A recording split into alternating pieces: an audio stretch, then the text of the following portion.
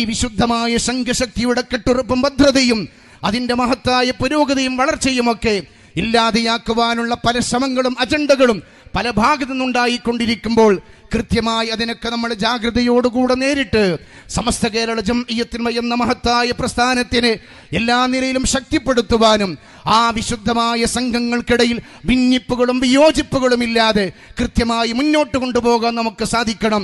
സമസ്ത കേരള ജംഇയ്യത്തുൽ വിശുദ്ധമായ ആദർശം പൂർവികരെ ഏൽപ്പിച്ചിട്ടുള്ള അമാനത്താണ്.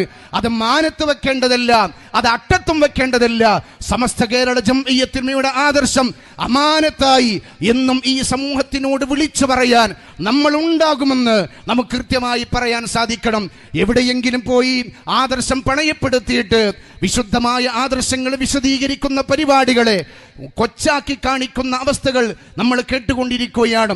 സമസ്ത കേരള ജംഇയ്യത്തുൽ വിശുദ്ധമായ ആദർശങ്ങൾ കൃത്യമായി ഇൻഷാ അല്ലാഹ് അത് നമ്മൾ അമാനത്തായി തന്നെ കൊണ്ട് നടക്കും.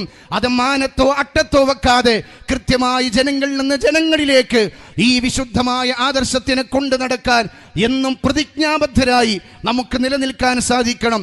അല്ലാഹു സുബ്ഹാനഹു വ തആല തൗഫീഖ് നൽകട്ടെ എന്ന് ആത്മാർത്ഥമായി പ്രാർത്ഥിച്ചുകൊണ്ട് ഈ മഹത്തായ സംഘടനയുടെ പുരോഗതിയിലും വളർച്ചയിലും ഇവിടുത്തെ പണ്ഡിതന്മാരും സാദാത്യങ്ങളും ഉലമാക്കളും ഇവിടുത്തെ ഉമറാക്കളും ഇവിടുത്തെ സാധാരണക്കാരിൽ സാധാരണക്കാരായ മനുഷ്യരുടെയൊക്കെ ആത്മാർത്ഥമായ പിൻബലവും കൂട്ടായ്മയുമാണ് ഈ മഹത്തായ പ്രസ്ഥാനം വളർന്നു പന്തലിക്കുന്നത്.